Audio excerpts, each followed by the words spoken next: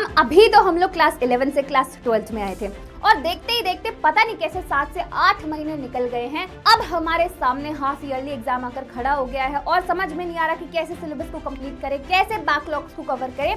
Please कुछ बता दीजिए। सो हाय एवरीवन, आई एम अपेक्षा Singh, your biology educator, and I welcome everyone in this wonderful video जिसमें हम लोग बात करने वाले हैं एक ऐसे स्ट्रैटेजी के बारे में जिसको आप फॉलो करके आप अपने हाफ ईयरली एग्जाम में बहुत अच्छा स्कोर कर सकते हो। सबसे पहले मैं प्रॉब्लम की बात कर लेती हूँ, बच्चों के पास क्या क्या प्रॉब्लम्स है ना। सबसे पहला बड़ा प्रॉब्लम तो यही होता है कि मैम सिलेबस कैसे कंप्लीट करें, है ना। सिलेबस इतना ज़्यादा है कि समझ में नहीं आ रहा कैसे कंप्लीट करना चाहिए, कैसे कंप्लीट नहीं करना चाहिए। दूसरा, इतना ज़्यादा डिस्ट्रैक्शन है ना।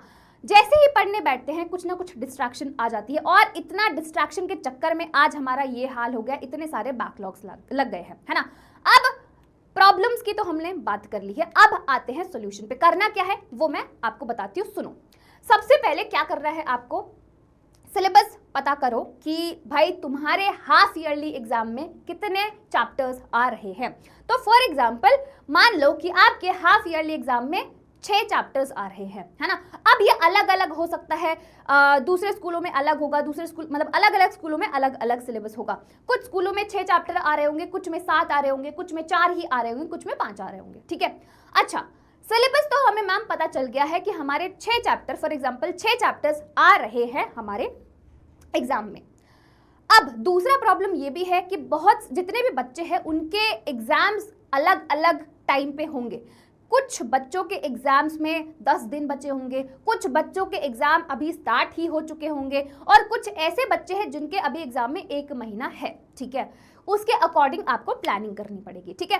तो हमें पता चल गया है 6 चैप्टर्स आ रहे हैं। इसके बाद हमें क्या करना है, इसके बाद आपको प्लानिंग करनी है। मैम प्लानिंग में क्या करना है हमें, प्लानिंग में आपके पास जितने चैप्टर्स हैं उनको प्रायोरिटाइज करना है, उनको डिवाइड कर देना है। डिवाइड कैसे करना है, 6 चैप्टर्स हैं।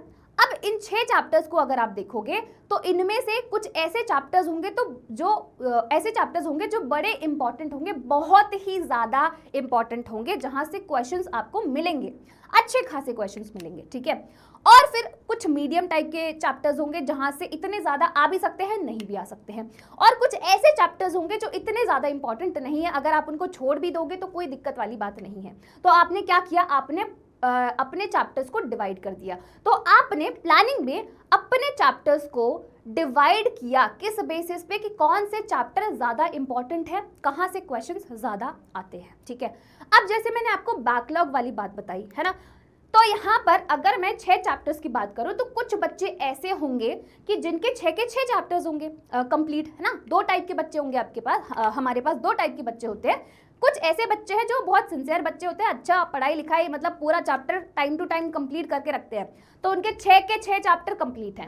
अब कुछ ऐसे बच्चे हैं जिनका सिर्फ 3 चैप्टर कंप्लीट है और बाकी के चैप्टर्स पढ़े ही नहीं है। मैम उनका क्या, देखो यहाँ पर हम लोग जो पढ़ते हैं उनका तो ठीक है, बट जो नहीं पढ़ते हैं उनका भी ख्याल रखते हैं, राइट। तो उन बच्चों के लिए मैं बता रही हूँ जिन्होंने सिर्फ 3 चैप्टर कंप्लीट किया हुआ है, ठीक है, जिन्होंने सिर्फ 3 चैप्टर कंप्लीट किया हुआ है, उनको क्या स्ट्रैटेजी फॉलो करनी चाहिए। प्लानिंग में हम लोगों ने डिसाइड कर लिया था कौन से चैप्टर इंपॉर्टेंट है जिसको पहले कंप्लीट करना है ना। अब आपको क्या करना है, आपके पास लिस्ट है, जो सबसे ज़्यादा इंपॉर्टेंट चैप्टर्स हैं उसको आप पहले कंप्लीट करो, ठीक है, उसको आप पहले कंप्लीट करो। उसके बाद धीरे धीरे फिर आप मीडियम जो आपके आएंगे नहीं आएंगे उसको कंप्लीट करो अगर आपके पास टाइम है। जो आपके लास्ट वाले जो जिस ग्रुप में आपके चैप्टर्स हैं उसको आप छोड़ भी सकते हो, है ना, क्योंकि यहाँ पर अभी आपको स्मार्ट वर्क करना है, आपके पास इतना टाइम नहीं है। 6 चैप्टर्स हो सकता है आपके पास 1 हफ्ता हो, 10 दिन हो, तो कैसे करोगे, आपको रिवाइज भी करना है, आपको क्वेश्चंस भी सॉल्व करने हैं, आपको डायग्राम प्रैक्टिस भी करनी है, जैसे मैं आपको पहले भी बता चुकी हूँ और इस बार भी बताऊंगी। बायो में और सब्जेक्ट्स की तो मैं बात कर ही नहीं रही हूँ, बायो की बात कर रही हूँ। बायो में अगर आप डायग्राम प्रैक्टिस नहीं करोगे तो आपके मार्क्स चले जाएंगे। Diagrams is equals to free marks, ठीक है। तो आपको ये सारी चीज़ें करनी है, तो उसके लिए आपको टाइम तो चाहिए ना। तो यहाँ पर हमें स्मार्टली खेलना है और स्मार्ट वर्क के लिए भी दिमाग का इस्तेमाल करना पड़ता है, ठीक है। तो क्या बताया मैंने आपको, अगर आपके 3 से 4 चैप्टर कंप्लीट हैं वो तो ठीक है, वो तो आप रिवाइज कर लोगे।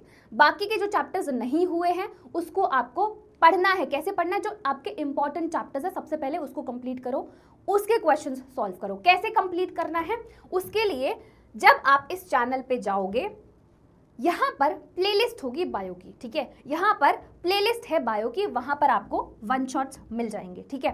तो फॉर एग्जांपल अगर आप एक चैप्टर को एक दिन दे रहे हो तो मैक्सिमम अगर ड्यूरेशन बताओ तो 3 घंटे में आपका एक चैप्टर कंप्लीट हो जाएगा। इसके बाद क्या करना है मैम, इसके बाद हमें क्वेश्चंस को सॉल्व करना है, एनसीईआरटी के क्वेश्चंस को सॉल्व करना है, कैसे पेपर लिखना है वो हमें देखना है, क्योंकि आंसर राइटिंग इंपॉर्टेंट है, ठीक है, आंसर राइटिंग इंपॉर्टेंट है।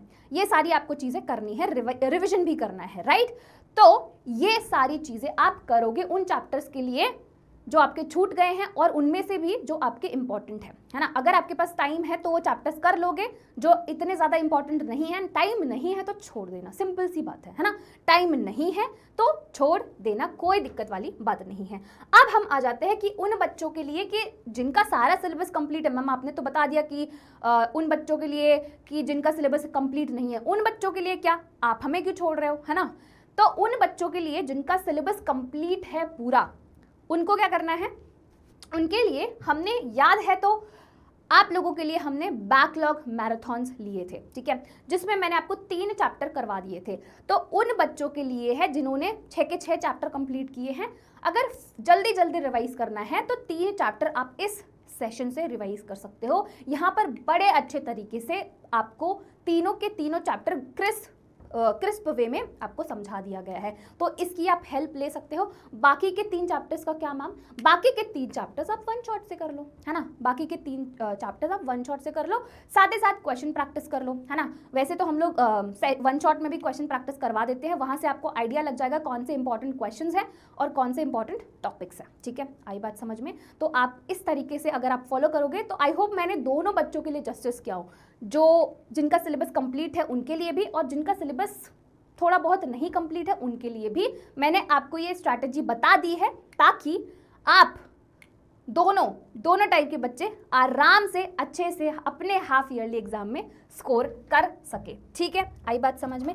अब आपको क्या करना है मैं ये बता देती हूँ, इनमें से कौन कौन से चैप्टर्स वेरी वेरी इंपॉर्टेंट। वैसे अगर देखा जाए तो इसमें से सारे चैप्टर्स बहुत ज़्यादा इंपॉर्टेंट है, बहुत ही ज़्यादा इंपॉर्टेंट है ना। तो sexual reproduction in flowering plants, ये तो बहुत इंपॉर्टेंट चैप्टर है। ह्यूमन रिप्रोडक्शन भी है, reproductive health principle, molecular basis और एवोल्यूशन, 6 के 6 चैप्टर्स बहुत ज़्यादा इंपॉर्टेंट है, ठीक है। अब आपको बस इतना रिसर्च करना है, ये देखना कि कहाँ से क्वेश्चंस आते हैं। जैसे अगर मैं बात करूँ तो ह्यूमन रिप्रोडक्शन वाला चैप्टर और ये वाला चैप्टर, इससे तो आपके क्वेश्चंस बनेंगे, जो आपके 5 नंबर वाले क्वेश्चंस होते हैं वो बनेंगे ही बनेंगे। साथ ही साथ जो आपका हाफ ईयरली एग्जाम है, इससे डरना नहीं है आपको, क्योंकि ये आपके लिए ही अच्छा है। आपके बोर्ड एग्जाम में यही सिलेबस आने वाला है, तो आपका आधा सिलेबस अगर आपने अच्छे से कवर कर लिया है, और नहीं भी कवर किया तो कोई दिक्कत वाली बात नहीं है यार, आराम से चिल होके अपना एग्जाम के लिए प्रिपेयर करो, ठीक है। चलिए, तो फिर आई होप जो मैंने आपको स्ट्रैटेजी बताई होगी आप लोगों को समझ में आई होगी, है ना। और आप ट्रस्ट मी, अगर आप इस स्ट्रैटेजी को फॉलो करते हो तो डेफिनेटली आप अच्छे मार्क्स स्कोर करने वाले हो। ऑलराइट, तो चलिए मिलते हैं नेक्स्ट वीडियो में, तब तक के लिए bye, tata, take care and all the best everyone.